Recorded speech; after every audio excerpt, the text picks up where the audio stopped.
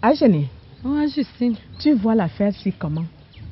Apolline qui part du village après avoir passé 15 ans pour aller travailler comme bonne chez le pasteur. Justine, l'affaire d'Apolline là m'a dépassée.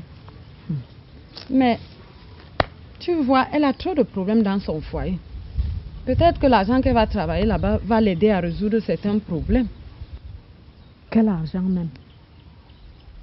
Alors qu'elle pouvait travailler ces champs-là et aller vendre sa nourriture, cela lui rapporterait plus d'argent que ce qu'elle va aller faire en ville là. Si elle restait ici au village avec trop de soucis, il faut qu'elle essaye de s'éloigner comme ça. L'affaire là. Bonjour les filles. Ah, Monica, où vas-tu si pressée comme ça? Tu nous salues déjà comme les drapeaux. Bonjour. Bonjour, maman Monica. Qu'est-ce qu'il y a même parce que tu fais les jolies tresses. Je me débrouille seulement. Je dis, Monica, qu'est-ce que tu as dans ce paquet comme ça là? Ça c'est la robe de Delphine que je viens de terminer et je m'en vais de ce pas la lui livrer. La bienheureuse. Elle au moins elle a encore les moyens de se faire coudre de nouvelles robes. La dernière fois que j'ai porté un habit neuf dans ce village, c'était encore quand? À Genève. Je ne m'en souviens même plus. C'est les vieilles robes que je portais à l'époque où je vivais encore en ville que je traîne jusqu'à ce jour. Regardez-moi ça. Chacun a sa vie ici-bas. Maman Delphine a eu la chance d'avoir des grands-enfants qui essayent d'améliorer sa vie. Elle a même des grandes filles. Ce sont elles qui s'occupent d'elle comme ça. Comment ne va-t-elle pas s'habiller? Mais cette fois-ci, ce ne sont pas ses filles. C'est qui encore? Alors qui? Monsieur Bounougou en personne. Ça, c'est la robe de la réconciliation. Au cas où vous ne vous en êtes pas aperçu, Monsieur Bounougou et Delphine se sont réconciliés. Effectivement. Je les ai vus une ou deux fois. Mais dans des positions qui ne laissent pas de doute. C'est donc vraiment vrai. Aïki.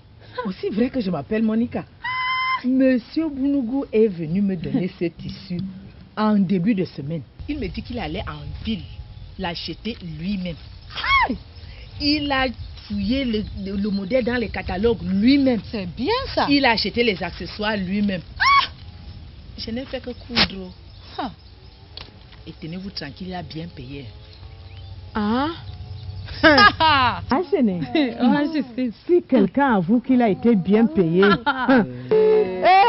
Monica, pour ma part, je ne bois qu'une bière. Il y a la bière. Laissez-moi d'abord aller livrer la robe d'autrui. Vas-y. Va, maman. Et reviens-nous vite, J'arrive. Ok. Alors, donne-moi la vraie version. Mais toi aussi. Quelle vraie version? Mais comment un gant? Tu sais très bien que toi et moi, on n'avait pas de rendez-vous. Surtout concernant le travail. Et si tu as dit à Pulcherie que tu venais chez moi, c'est parce que tu cherchais une couverture. Comprends-moi. Et si tu cherchais une couverture, c'est parce que tu avais quelque chose à faire. Et que tu voulais que ta femme ne soit pas au courant. Mais moi, je ne voudrais pas servir de couverture sans savoir de quoi il s'agit. Mais toi aussi, je ne te comprends plus. Je te dis qu'il n'y a rien à dire. Je suis venu travailler ici. Un point, un trait. D'ailleurs, tu m'as trouvé ici, non? Mais pourquoi quand je dis la vérité, personne ne veut me croire? Même toi. Quelle vérité, Ngan? À d'autres, oui. Mais pas à moi. Je te connais comme moi-même. Et je sais que tu mens. Tu es en train de mentir. Dis-moi. Qui est-ce? J'ai dit, vieux frère. Pourquoi crois-tu tellement qu'il s'agit d'une femme? Dis donc, tu sais, ce n'est pas par simple curiosité que je voudrais savoir. Mais c'est pour mieux te rendre service. Ah bon? Oui.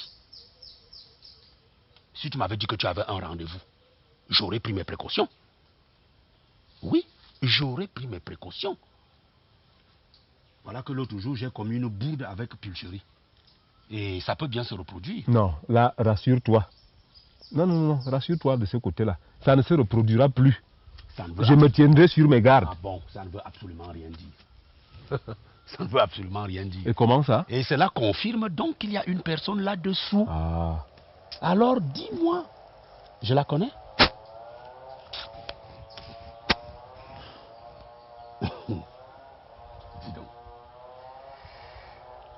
C'est bien la première fois que tu me caches quelque chose concernant une femme. Hein?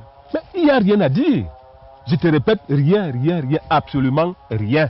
Tu as déjà vu une femme sur laquelle il n'y a rien à dire? À moins que tu ne veuilles pas me le dire. Enfin, d'accord, c'est un peu ça. Et pour quelle raison tu ne veux pas en parler? Dis-moi, et pour quelle raison tu ne veux pas en parler? Il n'est pas question, mon cher ami. Il n'en est pas question. Quels que soient vos pactes là-bas à deux, ça vous concerne. Mais moi, je dois connaître la vérité. Tu dois tout me dire. C'est ça la loi, ça a toujours été comme ça. Bon. Agéné. Ouais, je sais. Heureusement que tout est bien qui finit bien. Tu vois comment l'affaire-ci se dénoue. Je te dis, je suis vraiment contente. Comme Bounougu et maman Delphine est renouée. Ça aurait été vraiment dommage qu'à leur âge, ils se séparent. Après tant d'années de vie commune. Amout. À mon avis, l'âge n'y est pour rien. Quand ça ne va pas, tu sais, il faut savoir prendre la décision qui s'impose.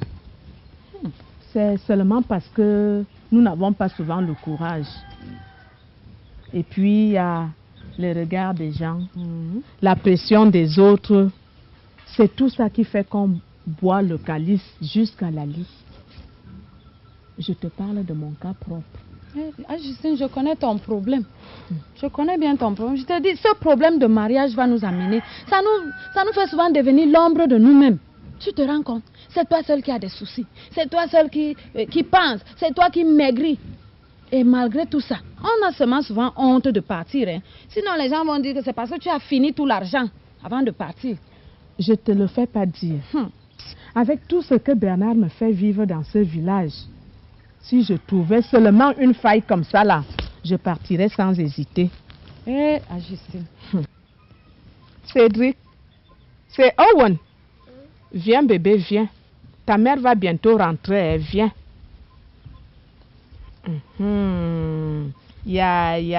L'enfant est tellement calme. Dieu est grand. Comme il m'a donné ce petit-fils. Cette fois-ci, c'est très, très, très, très délicat.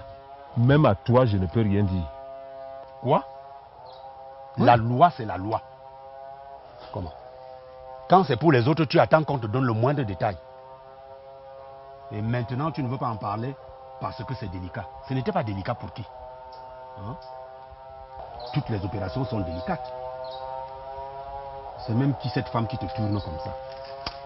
Elle ne me tourne pas. Hein? Apparemment, elle doit être spéciale, cette femme. Au point où tu refuses à ton plus que frère Ntafil de me filer quelques informations sur elle. Mais il n'en est pas question. Je le dis haut et fort. Je dois savoir qui c'est et je le saurai. Ok. Si je procède par élimination,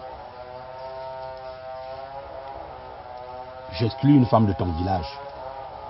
Parce que malgré ce que tu es, tu ne peux tout de même pas opérer dans le périmètre de Pulcherie. Surtout que tous les yeux sont fixés sur toi. Bon.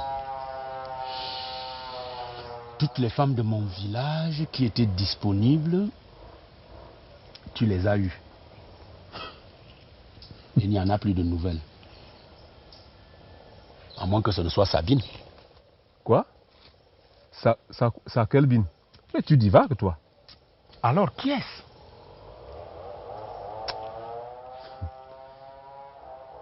Je t'ai dit que le coup ne vaut pas la peine qu'on en parle. Je me suis trompé, un point trait. Alors, si tu t'es trompé, je suis justement la première personne à qui tu dois en parler. Hein?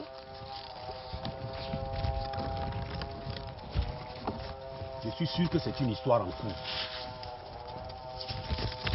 Et cette femme te tient solidement.